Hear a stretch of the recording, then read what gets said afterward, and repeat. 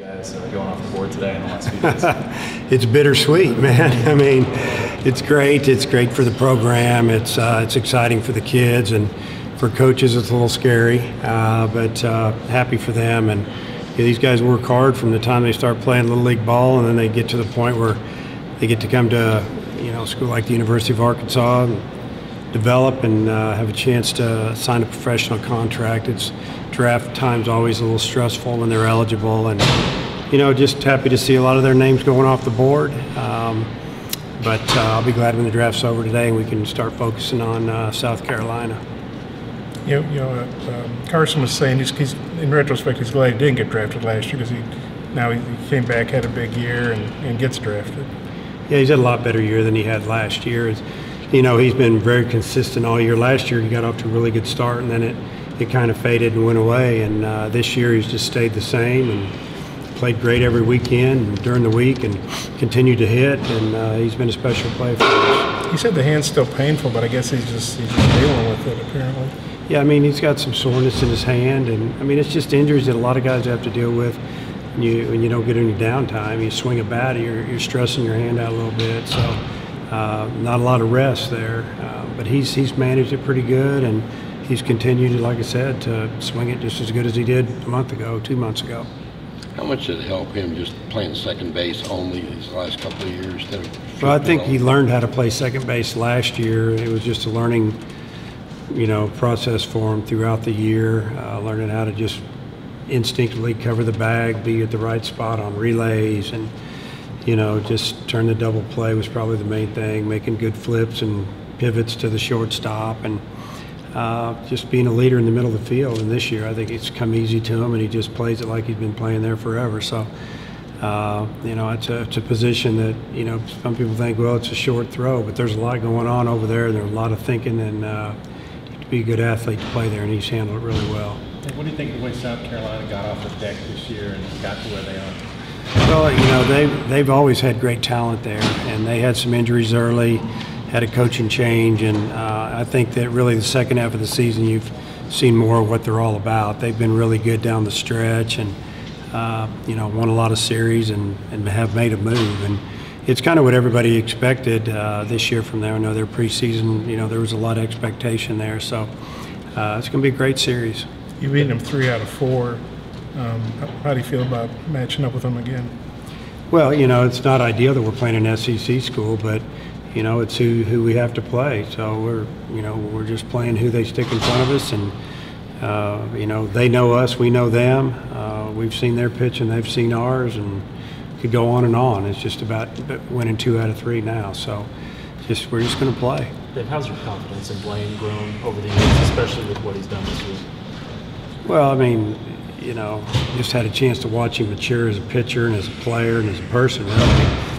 He used to get upset and let things bother him out there a lot more than he has this year. I think this year you're seeing just someone who just learns how to pitch, and through things that maybe don't go his way, or a pitch he doesn't get, or gives up a big hit, he comes back and now he just battles and tries to get outs, make pitches, and doesn't get all caught up in all that's going on around him. And that's one reason he has 11 decisions, and he's given us a chance to win pretty much every time he's been around. Do you feel good about how your signing class came through the draft? Yeah, so far. There's a few more rounds to go as we speak, but we feel good about it for the most part. There's always going to be something that goes on, or somebody's going to be taken late that's going to get paid a lot more money than the round says, and so we still won't know for a few weeks. Jalen Beeks is going to start for the Red Sox against the Tigers on Thursday. What are your thoughts on that? Well, I'm just real happy for Jalen. He's one of those kids that just continue to work extremely hard. He's gotten bigger and stronger in the off season. He still lives in the area. He comes around and works out.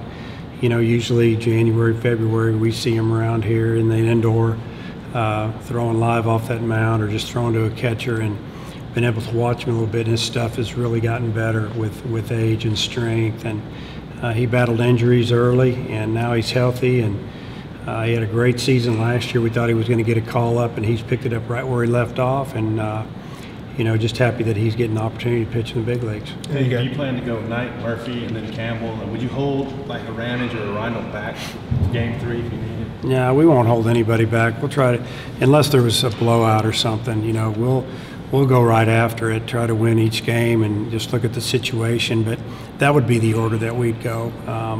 I don't know what their order is yet. I'm sure that the pitcher they threw Monday, we didn't see him. Hill got pulled out of the game with, I don't know, a back issue or a shoulder issue. We're not sure. But I feel like we're going to see a right-hander. So whoever they throw at us, we'll try to be ready. Can you fall back on Campbell's performance here to boost him back up after? Yeah, I think he actually threw Monday to some hitters live on the field and looked good. And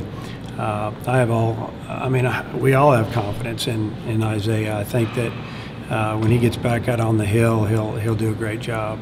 Did you ever talk with him and say some of the stuff you said after the game Monday to us and just thought, hey, you hated to do it, you still have confidence in him? Did you ever talk like that with him? No. Just didn't feel like it was necessary? Or No, not yet. Hey, the three regionals have all SEC teams. Do you think that's a coincidence? Or I guess the upside means three SEC teams will get to Omaha. The downside is you guys will be knocking each other off. Well, I don't think it was a coincidence totally, but you had a couple of number 2 and 3 and 4 seeds won, or 2 and 3 seeds that won their regionals. They were, so that's, maybe unexpected. We were all put on the same side of the bracket, which is interesting. So, it's just the way it works. I don't know what to say about it. We're just worried about South Carolina. It's a lot of talk on this. I know you probably spend a lot of time on Twitter. Monday night people were saying, hey, you got guys playing in these regional games tonight and they're getting drafted. Why can't they move the draft to Tuesday? Just one more day. Yeah. Do you guys, as coaches, do you guys try to lobby Major League Baseball, or kind of where are you with that? Yeah, the Major League Baseball and colleges, we've met. I haven't been involved in the meetings, but I know coaches that have, and this will be something. I think they're not going to have a problem moving it a day. I think that was kind of ridiculous on Monday, and obviously in their mind they're thinking that all the regionals are going to be over on Sunday, but they're not because of weather or whatever. So maybe they'll move it back to Tuesday in the future. Campbell was the 24th round today in the draft. He's only got another year of leverage left. Do you anticipate that he'll be back, and you have those conversations with him? Yeah, we're hoping he'll come back. We feel like he's going to come back unless there's just, something really, really financial that he can't pass up. But as of right now, every indication is he's planning on coming back. Dave, you've obviously been to Omaha a lot. What's it like to be on the verge of doing it one more time? Well, you just have to try to, stay the course and practice each day and not think about, next week you got to get through, Saturday and Sunday and maybe even again on Monday. And just the message that I pass on to the team is you just, you can't think about it. You just got to go play and try to win what's in front of you and then go from there. Any draft surprises for you? Maybe the night going a little bit later than you might have thought, or anything like that? Yeah, I thought he'd go a little bit earlier than he did, and it is what it is. They're all, these clubs are, they put the pitchers up and on the board and they try to rank them in order, and sometimes it has to do with size or what do they want that year. They want left-handed pitching, they want hitters. They're just trying to fill their minor leagues with players that maybe they're a little low on that type of player. And but the thing is third round's a good round early. He's still going to get paid really well, and I think they'll continue to negotiate. But right now, I think Blaine will tell you he's just worried about winning this weekend and continuing to prove that he's one of the best pitchers in the country.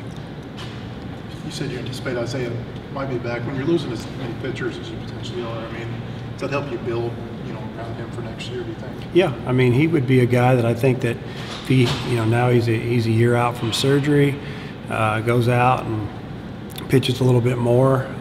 We'll see how it goes the rest of the year, but he comes back and has a really good fall. He could be our number one guy and a guy that we can build our rotation around. And he's seeing what's going on with other guys that are passing up signing after, when they have another year of bargaining power left, and I'd say 9 out of 10 of them, it's a really good thing.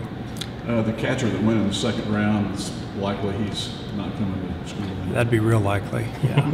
It's kind of hard to beat the Yankees, isn't it? Yeah. $1.5 million. They have $1 million. He'll get more than $1 million. He'll get more than Slot. Yeah. Hey, the Carson and Blaine were calling Gates Mr. June. What do you think of that? And just, do you think he's going to keep playing like this in the Super? I hope so. I mean, I like it. I mean, they wouldn't be calling that if he wasn't doing well. So hopefully we're calling that for a few more weeks. But happy for Jared. He's a great kid, popular amongst his teammates, and he had just had an okay senior year and had a few injuries, and the last 2 or 3 weeks he's been swinging it really well. Obviously, he's made a lot of great defensive plays, and we probably wouldn't be standing here if it wasn't for him. Shaddy's, guys are still banged up, but Shaddy and Jax are back in the lineup. Jared, you look like you got your first base situation solved. Do you just feel good that kind of at the right time, kind of everything's coming together for the team? We talked about that over the last probably 2 weekends, and it seems like, we've healed up a little bit. At least one of our top 1 or 2 players aren't completely out of the game with injuries. They're, like just nicked up or bruised, and but that's normal. But yeah, we feel like we've got our lineup intact, and my thing is, and I've said this before, I just want us to play well, and if we've got all of our guys in the lineup and they play well, we'll have a shot to win. If we don't play well, we won't. That big star, Benintendi, will probably be in the outfield. McCann will probably be catching. So you basically have 3 Razorbacks in that game. How cool is that? 3 guys you coach. It's awesome. I'll be watching, that's for sure. And I'm just proud of all those guys, and they've represented us, in the university well, and hopefully they all have long careers. Going back to last weekend, what did you make about efficient playing Casey their starts? Yeah, they threw a lot of strikes, and it wasn't all about striking people out. It's about some contact, let our defense work. But what they did is they got ahead of hitters, where they could throw what they wanted to throw and see if they could get a chase or a mishit ball a little bit, and that's called pitching, and that's what they do. They pitch. They don't just get out there and throw it and hope for the best. They're throwing a pitch every pitch with a plan, and they executed it a lot.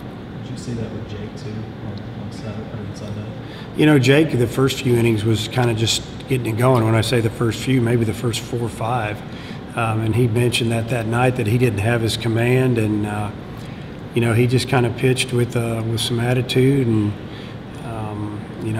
made some pitches when he could. They fouled off a lot of pitches, but they really didn't get on him too bad, and he kind of got it together there about the 5th, 6th inning and gave us a couple more, which was huge.